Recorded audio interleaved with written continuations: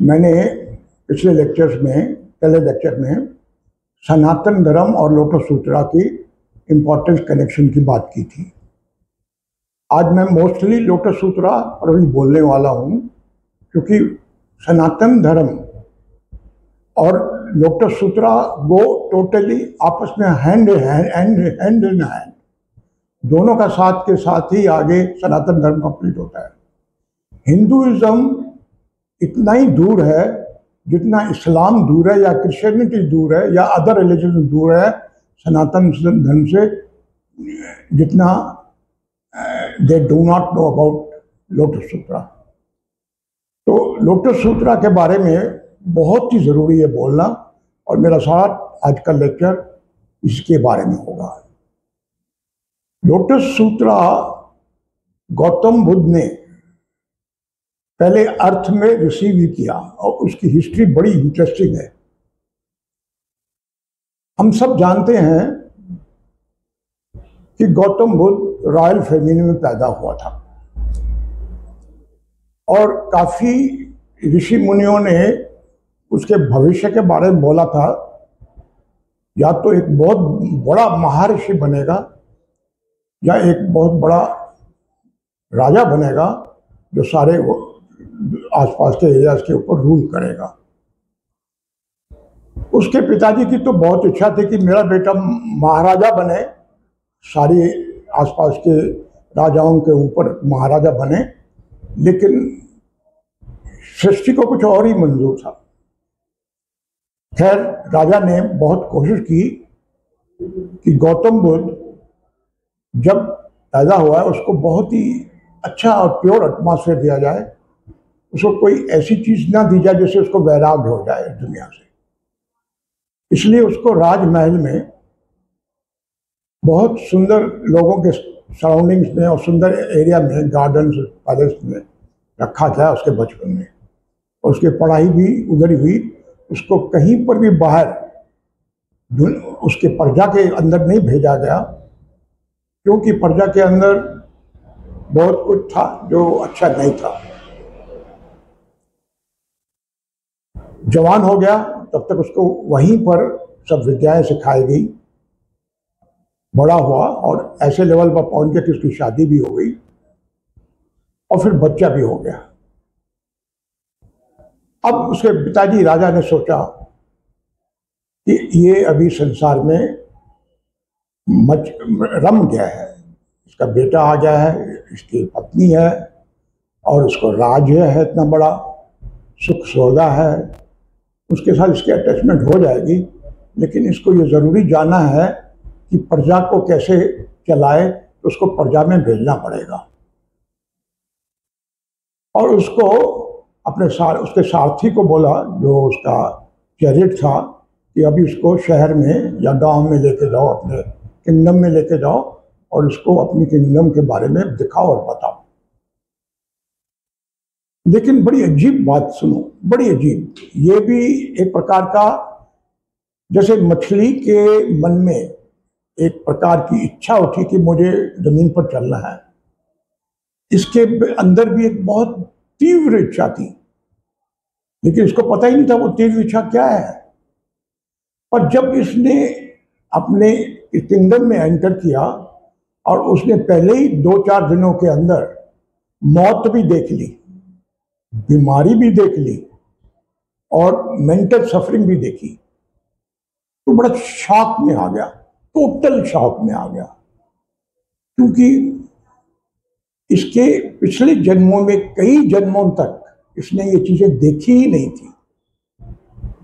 इसने कभी मौत नहीं देखी थी, इसने कभी बीमारियां नहीं देखी थी, इसने कभी मेंटल सफरिंग नहीं देखी थी। और यहां वो देख रहा था कि ये कितनी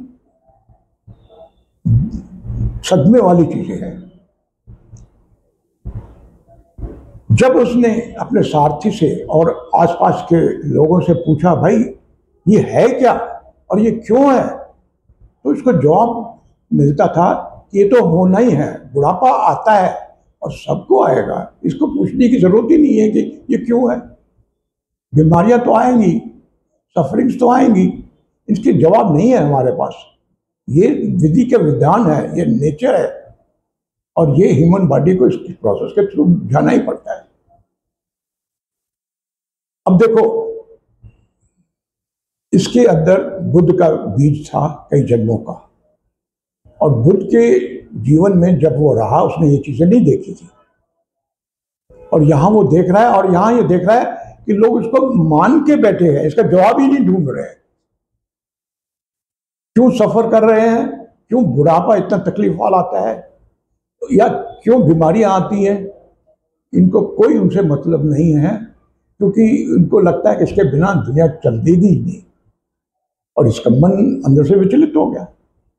इसके अंदर एक तो वो बीज बुद्ध का था कि नहीं, ऐसी दुनिया भी हो सकती है जो इन चीजों की प्रेजेंस ना हो। अब ये जनाब वैराग्य आ ही गया इसको अब अपना राजपाठ भी अच्छा नहीं लगता था। इसको ये सवाल, जैसे मछली को जमीन पर चलना ही है, मौत आ जाए, कुछ हो जाए, इसी तरह इसके दिमाग में बैठ गया, मुझे राज नहीं चाहिए, मैं राज नहीं देखूंगा। और उसने देखा उसके पेरेंट्स को ये पसंद नहीं है, तो चुपके से आधी रात को अपने पत्नी, बच्चा, राम राज्य और अपने पेरेंट्स को छोड़ करके घोड़े पर सिंपल कपड़े पहन के वैराग्य अपने सवाल के जवाब के लिए निकल पड़ा, सर्च करने के लिए। बिल्कुल ठीक उसी तरह से कि मछली को पता नहीं था कि जमीन पर मैं कैसे चलूं, ऐसे इसको भी नहीं मालूम था इसका जवाब क्या है, क्यों इतना दुखी और रेस्टलेस है, और दुनिया उसको मान के बैठी। पहले तो कुछ साल उसने बहुत मेहनत करके सर्च की, लेकिन उसको नहीं मिला आंसर। फिर बहुत बड़े बड़े संत, महासंत जिन्होंने सारी उम्र तपस्या करके बैठे थे जंगलों में, तो उसने सोचा कि शायद उनके पास आंसर्स होंगे, तो उनके पास गया, उनके यहाँ जाकर के उनकी कलाएं देखी।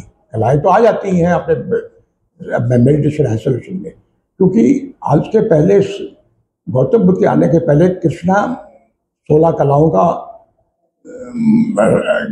अवतार आ चुका था, और कलाएं तो थी इस सृष्टि में जो मेहनत से मिलती थी। तो इसने उन सबको देखा, लेकिन इसको मन में जो तरफा रहा था वो ये सफरिंग्स, क्यों ही हमारी ह्यूमैनिटी में इनकी सफरिंग्स है, इसका आंसर चाहिए था। तपस्याएं की, लोगों ने मेडिटेशन के तरीके बताए, सब कसके मेडिटेशन किए, आखिर में वो हार गया। अब हारने का मतलब समझो, उसके माइंड में इतनी विचलितपना आ चुका था, और उसके माइंड में कितना कंफ्यूजन आ चुका था, जितनी विद्याएं उसने बाहर से देखी थी, और फिर भी उसके सवाल का जवाब नहीं था। तो उसका माइंड एक प्रकार का उसके लिए एक टोटली कंफ्यूजिंग लॉक हो गया कि नहीं, काम करना ही बंद कर दिया, सोचना ही बंद कर दिया, थक गया वो। और एक जंगल में विविश होकर के बोला, यार मुझे तो मरना है, या इस सवाल का जवाब चाहिए, मेरा माइंड चल नहीं रहा है, थक गया है, और मुझे मरना है, या सवाल का जवाब चाहिए, मेरे हाथ में नहीं है। हार ला के बैठा। ये स्टेज है बड़ी इंपॉर्टेंट। माइंड जब टोटली कंफ्यूज्ड, ब्लॉक हो जाता है, तो वो एम्प्टी हो जाता है, और उसके माइंड में एम्प्टीनेस आने लग गई। एक्चुअली उसने कुछ दिन खाना भी नहीं खाया था, और मरने के लेवल पर पहुंच चुका था, मतलब उसके मेंटल पावर्स भी एकदम खत्म हो चुके थे। अब सृष्टि ने, उसके बुद्ध के पिछले जन्मों ने, उसके कर्मों ने उसकी लाइफ को हाथ में ले लिया, क्योंकि अब उसका माइंड एम्प्टी था, और उस माइंड एम्प्टीनेस में वो उसको गाइड करने की शक्ति आती है उस ऊपर के इनविजिबल वर्ल्ड की।